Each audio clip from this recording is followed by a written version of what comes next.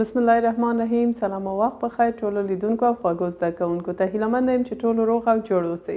ګرانو زده کوونکو، تیره جلسه کې موږ د الډیهایدونو جمعي تعاملونه چې په هغه کې کله چې هایدروجن سره تعامل وکړي او بل ګرانو زده کوونکو کله چې الکول سره تعامل وکړي موږ مثال هم کار وکړ او همداسې ګرانو زده کوونکو میخانیکیات هم موږ کار وکړ. په دې هیله چې تیر درس کې کوم ستونزه ونه لري. زموږ نننی موضوع چې موږ غواړو د هغه په اړه وایو هغه ده له هایدروجن سیاناید سره د الډیهاید جمعي تعامل، یعنی هایدروجن سیاناید سره هم جمعي تعامل ترسره کوي دا الډیهاید. په 155 پاڼه کې یو. ګرانو زده کوونکو، کله چې الډیهاید هایدروجن سیاناید سره تعامل کوي د دې محصول سیانو هایدرینونه دي. ګرانو زده کوونکو، موږ نشو کولی چې هایدروجن سیاناید په مستقیم ډول موږ الډیهاید سره تعامل ورکړو. د څه لپاره؟ ځکه چې هایدروجن سیاناید چې دا ډیر یو زهري ګاز ده، نو د دې مستقیم تعامل مجاز نه ده. د همدې لپاره ګرانو زده کوونکو اول د سیاناید آیون موږ اخلو یو فعال فلز سره که مثلا پوتاشیم یا سودیم سره تعامل کوي. بیا ګرانو زده کوونکو همدا کله چې سودیم یا پوتاشیم سره تعامل وکړي بیا یو تیزاب سره چې یا فاسفوریک اسید یا هم سلفوریک اسید سره تعامل کوي. بیا ګرانو زده کوونکو د دې نه همغه هایدروجن سیاناید چې لاسته راځي بیا کولی شي چې الډیهاید سره تعامل وکړي. یعنی په مستقیم ډول موږ نشو کولی، باید په څو پړاو کې بیا هایدروجن سیاناید چې لاسته راځي بیا هغه کولی شي چې الډیهاید سره تعامل وکړي. بیا د هغه نه ګرانو زده کوونکو سیانو هایدرینونه جوړیږي. مثلا ګرانو زده کوونکو موږ وویل چې HCN هایدروجن سیاناید چې د ګرانو زده کوونکو دا کله چې تجزیه شي یو هایدروجن او بل سیاناید دا هم مثبت لاسته راځي. نو همدا ګرانو زده کوونکو اول پوتاشیم یا سودیم سره تعامل کوي. نو کله چې دا سودیم یا پوتاشیم سره تعامل وکړي ګرانو زده کوونکو نو د دې نه موږ لیکلی شو د کتاب مثلا سودیم سره تعامل کړي. کله چې سودیم سره تعامل وکړي سودیم سیاناید لاسته راځي. نو کله چې ګرانو زده کوونکو سودیم سیاناید لاسته راځي نو دا یو تیزاب سره یا فاسفوریک اسید یا سلفوریک اسید سره تعامل کوي چې په کتاب کې هماغه ګوګړو تیزاب یا هم سلفوریک اسید ده. سلفوریک اسید سره تعامل کوي. دا منفي هم پاکو ګرانو زده کوونکو ځکه چې دلته سودیم سره تعامل وکړه. نو H2SO4 ښه ګرانو زده کوونکو، نو اوس څه کېږي؟ د دې نه هایدروجن سیاناید لاسته راځي. داسې لږ مشاره ولیکم چې بیا تاسو ته میخانیکیات وښایم. نو داسې هم لیکلی شو H رابطه HSO4. ښه ګرانو زده کوونکو، نو اوس سودیم هایدروجن سره هایدروجن CN سره څه کوي؟ تعامل کوي او دا سودیم هم دې سره تعامل کوي.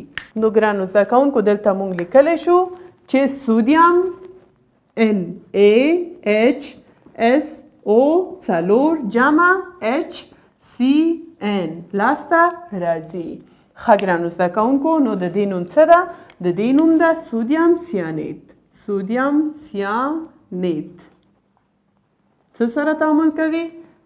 سلفوریک اسید یا هم د ګوګړو تیزاب سلفوریک اسید سره تعامل کوي. نو ګرانو زده کوونکو د دې نه څه جوړیږي؟ سودیم بای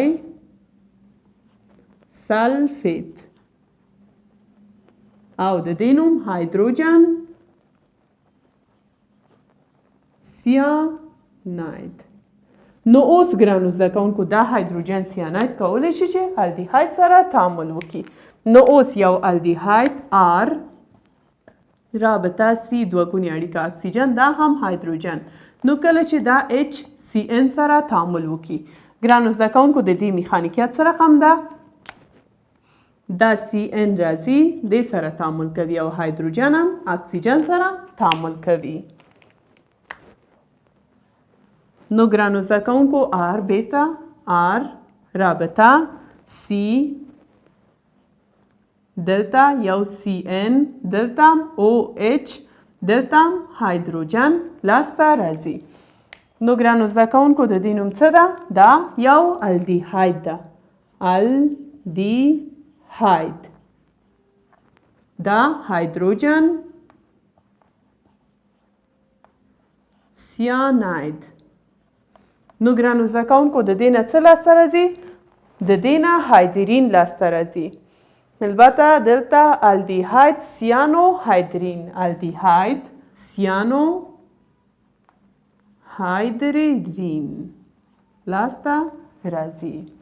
ښه که په دې کې مثال کار وکړو ګرانو زده کوونکو، مثلا اول کې CH3 رابطه C دوه ګونې اړیکه د اکسیجن سره، دا هم هایدروجن HCN سره تعامل وکړي.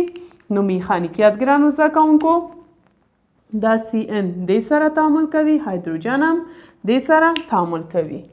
نو دلته موږ لیکلی شو CH3 بل څه ده ګرانو زده کوونکو؟ C دلته CN دلته هم OH او دلته هم هایدروجن. ښه ګرانو زده کوونکو د دې نوم څه ده؟ د دې نوم ده ایتانل. ایتانل د دې نوم هایدروجن سیاناید.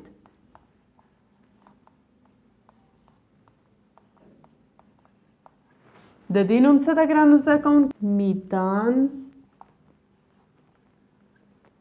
الدیهاید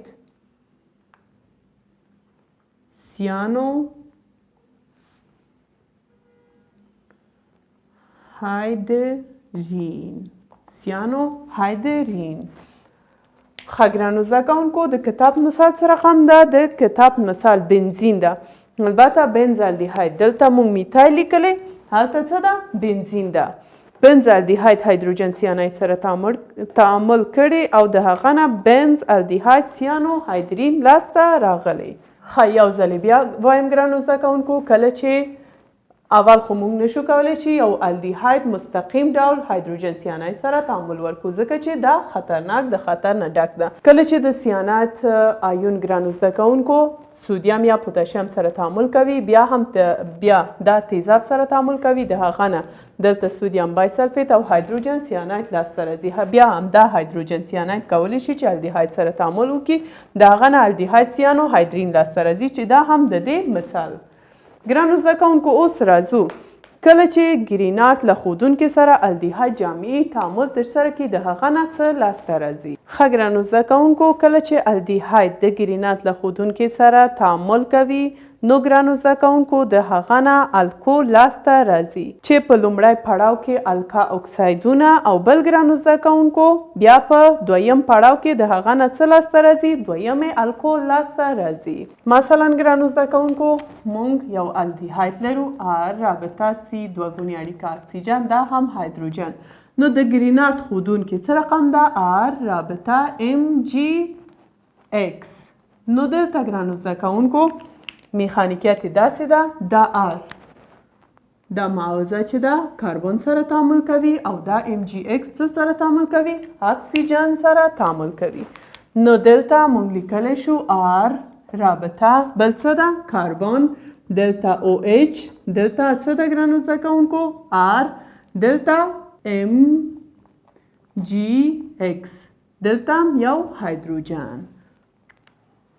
ښه په دویم پړاو کې کله چې دا هایدرولیز کیږي، څه کیږي ګرانو زده کوونکو؟ هایدرولیز کیږي.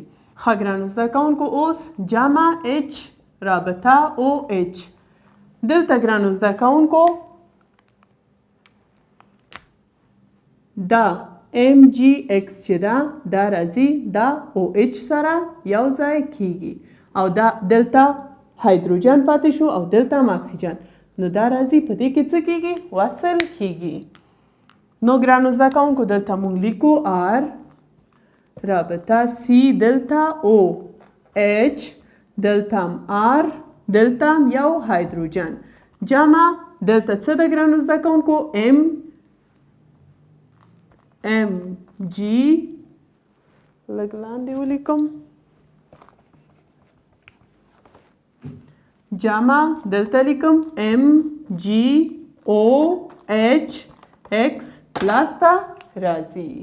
دا څه ده؟ دا یو الدیهاید ده، الدیهاید. دا د ګرینات ښودونکي یا هم معرف د دې نه ګرانو زده کوونکو الکا اکسایدونه جوړیږي. په لومړی پړاو کې الکا اکساید په دویم پړاو کې بیا دا هایدرولیز کیږي. هایدرولیز بیا د هغه نه څه لاسته راځي ګرانو زده کوونکو؟ د دې نه دویمې الکول او بل ګرانو زده کوونکو مګنیزیم هایدروکسی هلاید لاسته راځي. که په دې کې موږ مثال کار وکړو نو موږ دلته په الډیهاید کې موږ لیکلی شو CH3 رابطه C2 ګونې اړیکه اکسیجن دا هم هایدروجن جمع دلته ګرانو زده کوونکو موږ بیا هم معاوضه CH3 رابطه MgX دا د معرف د ګرینارد ښودونکي. نو ګرانو زده کوونکو په لومړی پړاو کې دا آر راځي څه سره تعامل کوي؟ کاربن سره او دا هم اکسیجن سره تعامل کوي. نو دلته موږ لیکلی شو CH3 رابطه کاربن دلته OMgX دلته هم CH3 دلته هم یو هایدروجن. اوس ګرانو زده کوونکو دا همدا مرکب بیرته څه هایدرولیز کیږي؟ H رابطه OH. نو د دې نه بیا دویم کاربن لاسته راځي. ښه ګرانو زده کوونکو د دې میخانیکیت څه رقم ده؟ دا راځي دې سره تعامل کوي. نو دا هم ګرانو زده کوونکو اکسیجن سره څه کوي؟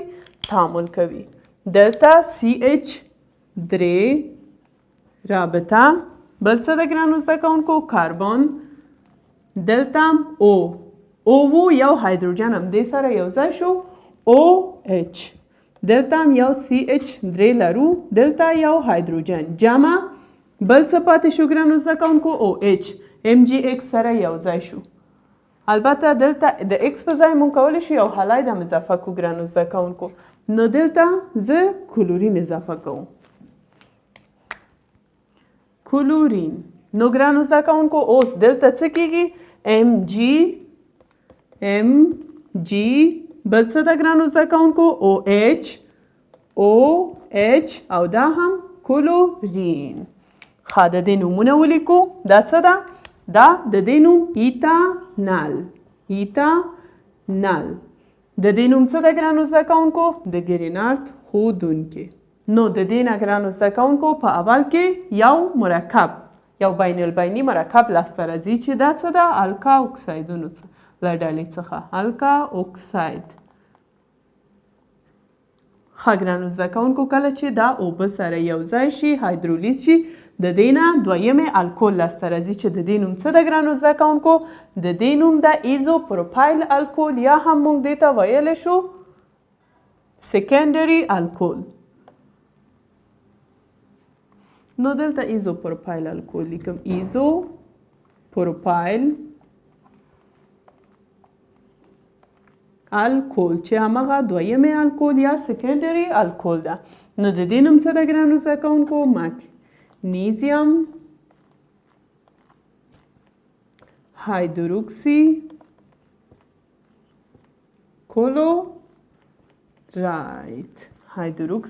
کلوراید. ښه ګرانو زده کوونکو کله چې الډیهاید د ګرینارد ښودونکي سره تعامل وکړي په دوه مرحله کې یعنی په دوه پړاو کې د هغه نه څه لاسته راځي؟ دویمې الکول لاسته راځي چې په لومړی پړاو کې الکا اکساید یو بین البیني مرکب ده بیا دا هایدرولیز کیږي د هغه نه دویمې الکول او مګنیزیم هایدروکسی هلاید لاسته راځي چې دا هم د دې مثال ایتانال د ګرینارد ښودونکي سره تعامل کوي یو بین البیني مرکب جوړیږي چې اوبه سره یو ځای کیږي د هغه نه ایزوپروپایل الکول او مګنیزیم هایدروکسی کلوراید لاسته راغله. ښه ګرانو زده کوونکو نو دا زموږ نننۍ موضوع چې موږ وویل دوه موضوع کله چې الډیهاید هایدروجن سیاناید سره تعامل وکړي او د ګرینارد ښودونکي سره تعامل وکړي. ګرانو زده کوونکو تاسو کورنۍ دنده یو ځل بیا د دې میخانیکیت تاسو کار وکړي د درس د استحکام لپاره. که بیا هم که کوم ځای کې تاسو کوم ستونزه لرئ نو کولی شئ کومنټ کې مطرح وکړئ. اول خو ویډیو 2 ځلې 3 ځلې وګورئ ځکه چې دا ثبت شوې ده تاسو کولی شئ یو ځل مفهوم زده نه شو دویم ځل وګورئ دریم ځل که بیا هم ستونزه پاتې شو نو ګرانو زده کوونکو کومنټ کې ولیکئ موږ هم په خدمت کې یو. ګرانو زده کوونکو زموږ درس همدلته پای ته رسیږي. تر بله جلسې تاسو له یو بخښونکي خدای ته سپارم. د لیدو په هیله. خدای پامان.